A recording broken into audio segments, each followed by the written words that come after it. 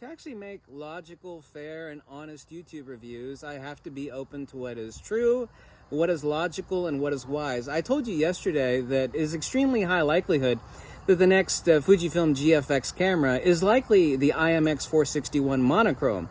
That's the exact same sensor except without a color filter array as the IMX461 102 megapixel sensor that is in the GFX 100. As everybody knows, I'm a huge GFX fan. I own all the lenses, I've owned all the cameras.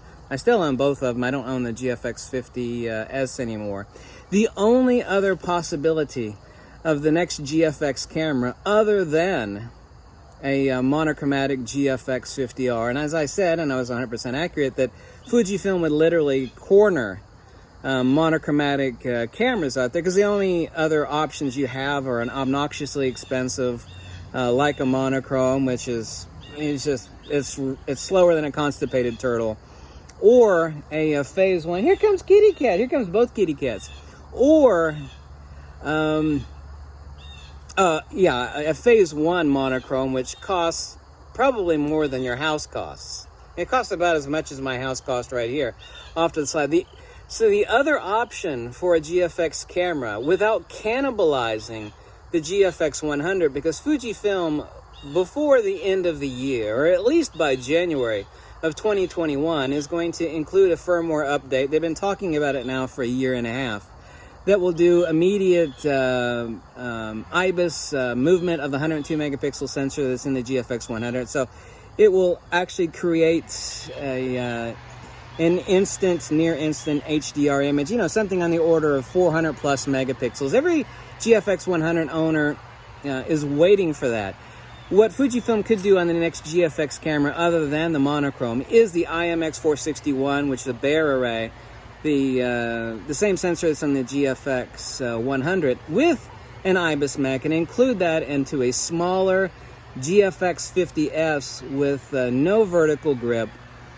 And they would have it at a price point between $6,000 and $6,500. So it would be $4,000 less, but it would not have they could actually include that as a firmware update later on in the year.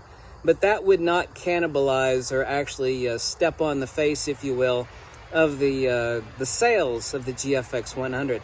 Those are the only two path options, and Fujifilm does have to use an existing sensor. So it will be the IMX461, but the question is it the IMX461 monochrome, or is it just the conventional IMX461 with bare array that's found in the GFX 100?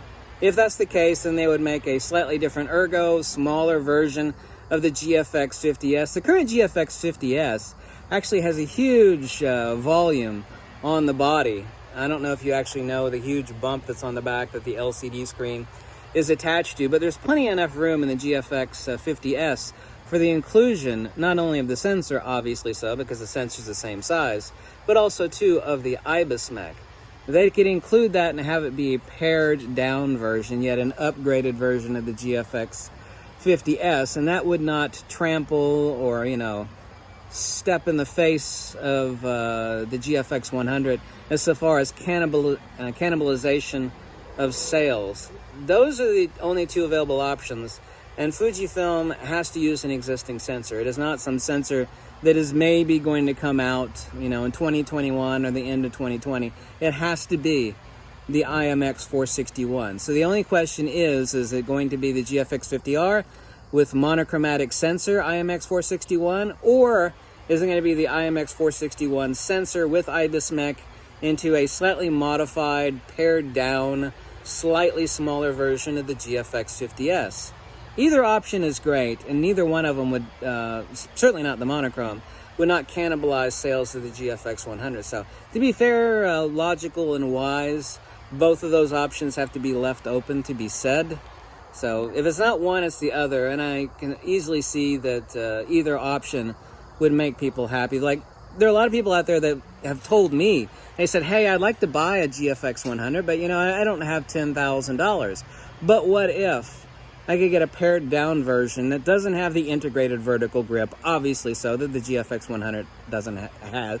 The GFX 100 does not have the the HDR 4-shot movement, however that would be added basically as a firmware update like at the end of 2021.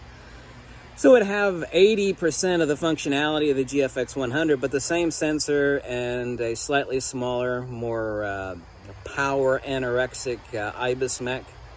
However, none of the GFX cameras actually suffer from battery drainage. The GFX battery is quite huge, honestly.